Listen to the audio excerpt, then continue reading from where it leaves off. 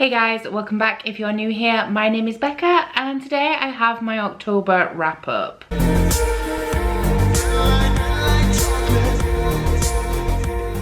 So this month's wrap up is going to be shorter than the usual from me, and as you guys probably know because I've mentioned it a million times at this point, that is because I moved in the month of October. And actually what is really surprising for me is that the day after this video is going up, it will be exactly 1 month since I moved already, and I can't wrap my head around that because everything is so hectic, nothing is done yet, and it's been a whole month. It's been a whole month, guys, and I'm still living in chaos. So as October was quite wild, I did not read anywhere near as much as I usually do, as you will see when we get to the stats. I read a grand total of 4 books, definitely 100% my worst reading month of the year. However, I'm not mad about it because it's not like I'm in a slump or anything. It's not like I was slacking off on reading. I was just really damn busy, and I wish I wasn't. I wish I was reading, and I wish I had time to read now, but I don't.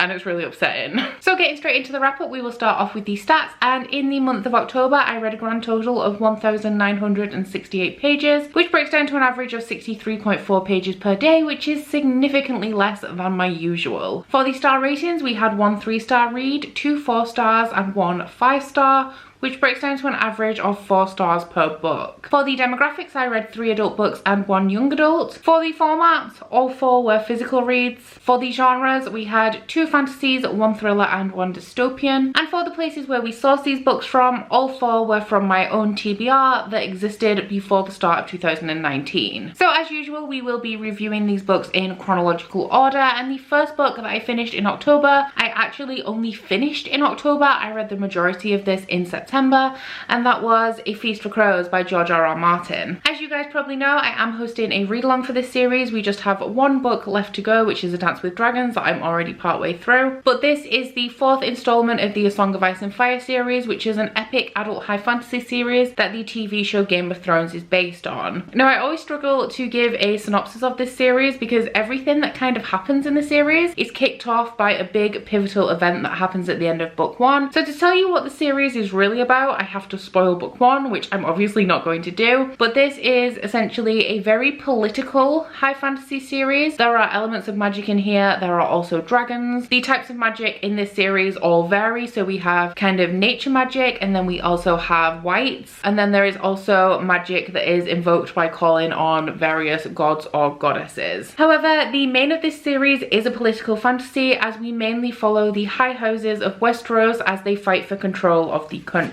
So I gave A Feast for Crows 5 stars. I'm not sure if this is my favourite book in the series. Up to this point, I am currently reading A Dance with Dragons, which I think may actually be my favourite book in the series. But up to the point of books that I've completed, I really enjoyed A Feast for Crows. Now, this is quite a slow moving book in the series. A Storm of Swords is definitely the fastest paced book, but for me, A Feast for Crows felt the most like the first book in the series, which is also one of my favourites. Although it is hard to compare the books in this series as the pacing is different in all of them, and they all have a little bit of a different feel to them. Now, I think this reminded me more of the first book because of the feelings I was getting when I was reading it and the atmosphere, and as well as that, the pacing. Now, the pacing in this series is probably my biggest complaint about any of the books in the series. We have A Game of Thrones and A Feast for Crows, which seem quite balanced. We have A Storm of Swords, where absolutely everything happens and there's a lot of big plot points in that book. And then we have A Clash of Kings, which moves so damn slowly that practically nothing happens. So with A Feast for Crows being one of the more balanced books in the series, in my opinion, that does contribute to it being my favorite so far, as well as that the plot in this is super complex, but we are getting a lot more history and legend and lore that's connecting to the things that are actually happening in the plot, and the stakes are very slowly rising for all of the characters. Now, the one complaint I have in this book is that it is set alongside Dance with Dragons, so most of the events in both of the books are happening simultaneously, and the way that George R.R. Martin has split it up is a little strange to me because A Feast for Crows mainly follows the citizens of King's Landing and what they're doing, so it definitely focuses more on the political side of things, and A Dance with Dragons contains all of the magic. I'm always very interested in trying to figure out the purpose in why the books are written the way they are, because George R.R. Martin seems to be a very purposeful writer, and I feel like everything he does for a reason. But my leading theory at the moment is that this series is meant to be read as one whole thing. So even though the pacing is off all over the books and they don't kind of make sense all the time individually, I think when the full series is published, if you read everything back to back, that would contain like a full story and the pacing would even itself out along the way. Whereas if you read them individually, they are a little bit all over the place. But as I said, I did give this one 5 stars. I really enjoyed it, and I'm already reading A Dance with Dragons and loving that as well. The next book that I read in October was actually my punishment book for not finishing September's Bookopoly, and that was Gone Girl by Gillian Flynn. Now this is a book that people either love or hate. It is an adult thriller that follows a married man. He has been married for 5 years. He wakes up on the morning of his and his wife's 5th wedding anniversary. He goes out, and while he is at work, he's called back to the house by a neighbour who is concerned because the door to the house is open. The cat, who is an indoor cat, is out on the porch, and something seems a little bit off. So the main character, Nick, heads home to find out that his wife is missing. So as this is a thriller, I'm not really going to tell you too much about it, but we do start off following 2 perspectives. We follow Nick on the morning of the anniversary and what happens in the wake of his wife's disappearance, but we also follow the perspective of his wife in the past, told in diary entries, and that perspective kind of fills in how they met, what has gone on in their marriage, etc. for the last 5 years. So as I said, everybody either loves or hates this book. I gave it 3 stars. I'm right in the middle. I have been putting off this book for so long because I thought that I would absolutely hate it. I had seen the movie, but it was so boring to me that I didn't remember anything about it, and for that reason I have been putting off the book for years. Now there were aspects of this that I liked. I really liked the 2 perspectives at the beginning. There is a little bit of a shift around halfway through where things start to change, because Nick is essentially finding himself a suspect in the disappearance of his wife. He says that he didn't do it. Everyone seems to think that he did for many reasons, one being that the husband is always a suspect, and I really liked getting the story of what was happening in real time as well as the history of their relationship. Now something that a lot of people say about this is that neither of the characters are particularly likable. I didn't dislike them. I guess I could say that they're human, they're not perfect characters. They have very unlikable qualities. One was definitely more unlikable than the other one, but I didn't feel too strongly about them either. It did take me around 50 to 100 pages to get into this. It is quite long for a thriller. The thrillers that I have read previously are normally around 300, 400 pages, and this one stands at around 450. So it did take me a little while to be intrigued at all about this, and I did remember one of the plot twists from the movie, but I didn't remember the end plot twist. So I was still a little bit surprised by this, but I didn't like the ending. I know that one of the reasons that a lot of people hate this book is because they don't like the ending, and I didn't hate the ending. I just didn't like it, essentially. I also thought that the book started to lag in the middle. So as I was saying, I was really enjoying that first section, and then when it started to change in the middle, I wasn't as interested in it because one of the characters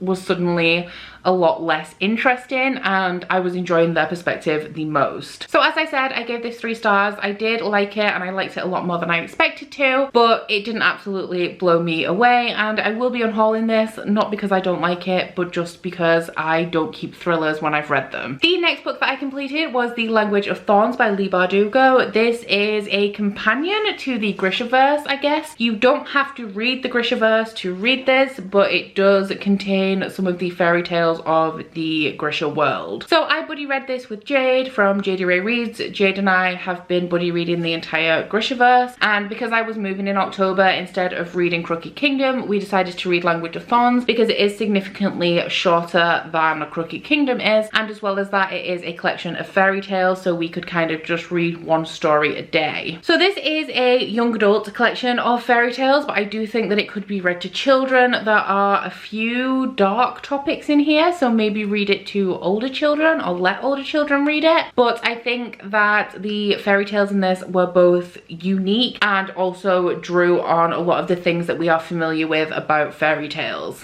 I thought that these were incredibly well written. I think that Leigh Bardugo perfectly captured the style and the themes and the feel of fairy tales. And while I haven't read a lot of traditional fairy tales myself, I have read a few, but I'm not an expert in the subject at all. I think that that Language of Thorns would very easily stand up as a collection of fairy tales for the future. Like I said, I think that children would enjoy this being read to them, and I think that they perfectly encaptured the darkness of fairy tales. I feel like the darkness in these was a little bit more in your face because it was a little bit more real. With it being modern, it dealt with modern dark topics as opposed to ancient dark topics like a lot of fairy tales do. But I thought that the balance between tackling dark topics and also the magical nature of fairy tales was hit absolutely perfectly. I did give this collection 4 stars overall just because nothing absolutely blew me away, but I will say that I was very surprised at how well done this was, because it is a set of fairy tales that are set in the Grisha world, but you don't have to read the Grishaverse to read this. You can just read these on their own. And essentially, I like how they are tied to the Grishaverse, but they also completely stand on their own, and this is its own thing and can be read as its own thing. It doesn't have to rely on the acclaim of the Grishaverse to be really damn good. While I didn't dislike any of the fairy tales in this collection, there were definitely 2 that stood out as being my favourites. One of those being The Witch of Dover, which I thought perfectly encapsulated the feel of European fairy tales, where you have like a quaint village and the woods, and the evil is lurking in the woods. We also had like an evil stepmother kind of figure, and also a witch who was kind of a little old woman that brews potions in the woods. But the thing that I definitely enjoyed the most about that fairy tale was the conclusion. This collection definitely turns things that you expect from fairy tales on its head. So as I said, we have the evil stepmother character, which is a very popular trope in fairy tales. I'm not sure if they were tropes then, but it's definitely an archetype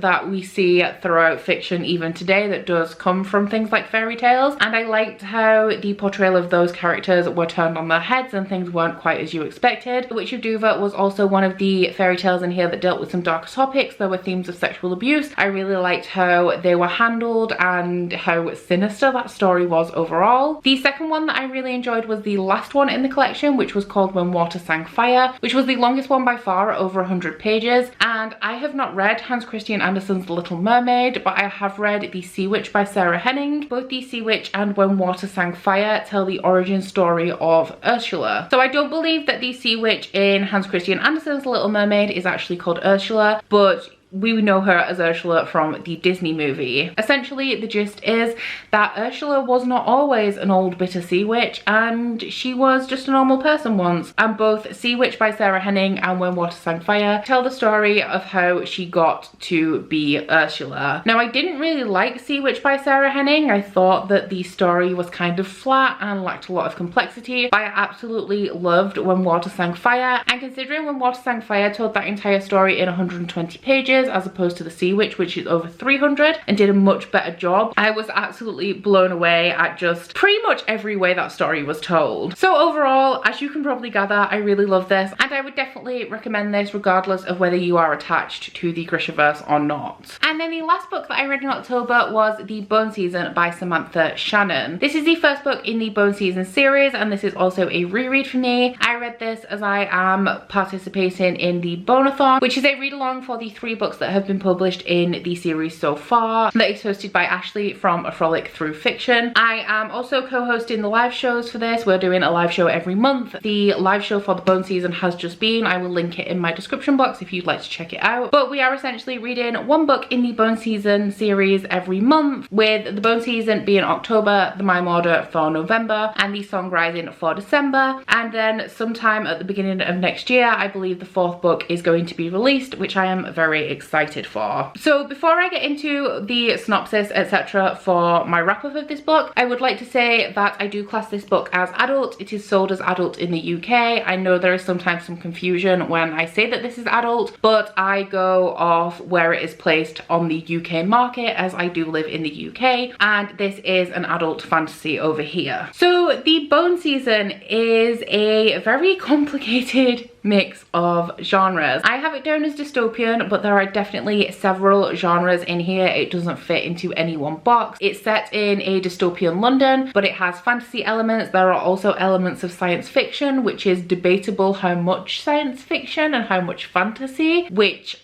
having read 3 books in the series, I still can't tell you. And then there are also paranormal aspects in here because this book features not only ghosts but also a different species. So in this book we follow Paige Mahoney, who is a clairvoyant. As I said, this book is set in dystopian London. The time period is like 2060-ish, and essentially it is illegal to be a clairvoyant. Now there are different levels of clairvoyant. You have people like palm readers and tarot card readers, but you also have clairvoyants with much more powerful abilities, and our main character Paige is one of the more powerful clairvoyants. As I said, it is illegal to be a clairvoyant in this world, and the setting of this is very reminiscent to me of George Orwell's 1984, where the government is always watching you. Now one day Paige is on her way home to visit her father when she comes into some trouble and accidentally uses her powers, which causes her to be caught and assumedly sentenced to death.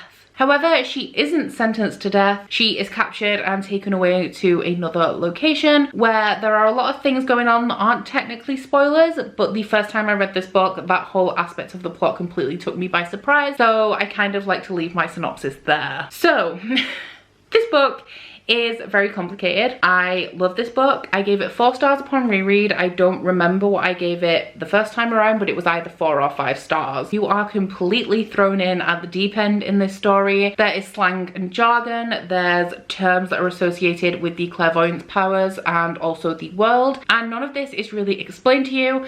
There is a glossary at the back that you can refer to and will need to refer to if you're going into this for the first time, but there's definitely a lot going on to get to grips with. I will give a few trigger warnings for this because I didn't in my vlog, but this book does contain a lot of dark topics that I did not pick up on the first time I read this, but there is an attempted sexual assault in here. There are also themes of slavery. There is a lot of physical abuse and torture, and as well as physical abuse, there is also all forms of abuse across the board in this book. This book does have a lot of representation. The representation is greatly implied though, I would say, as the focus of this book is definitely the fantasy, sci-fi, whatever plotline, and the representation and the diversity is interwoven through here in the way that I personally prefer to see diversity, where it is just a part of the world and it's not a big deal. The main character Paige is demisexual. That is something that Samantha Shannon has said, even though I don't think it ever says it anywhere in the book. And there is also all sorts of other LGBT rep in here. We do have a gay character who's kind of a like main side character. They're not a main character, but they are a prominent side character. And later in the series there is definitely a trans character as well. Now for kind of how I felt about this book. I love it. I love this book. There are definitely flaws in this book. A lot of people don't like the romance in here because there is kind of like a slave master thing going on. I like angsty romance. I don't mind a problematic romance. I think as long as you identify the romance as being problematic in any form of media, or identify anything as being problematic, you can still enjoy it, and I absolutely love the romance in here. I think that Samantha Shannon is really good at writing characters, more so in this than Priory of the Orange Tree. I definitely prefer this series to Priory, and I think that she is very good at writing very, not mundane, but very normal human emotions. For example, there is a scene in here that always like hits me real hard, where Paige finds out that somebody that she is attracted to is not attracted to her, and that feeling of unrequited love just really kind of,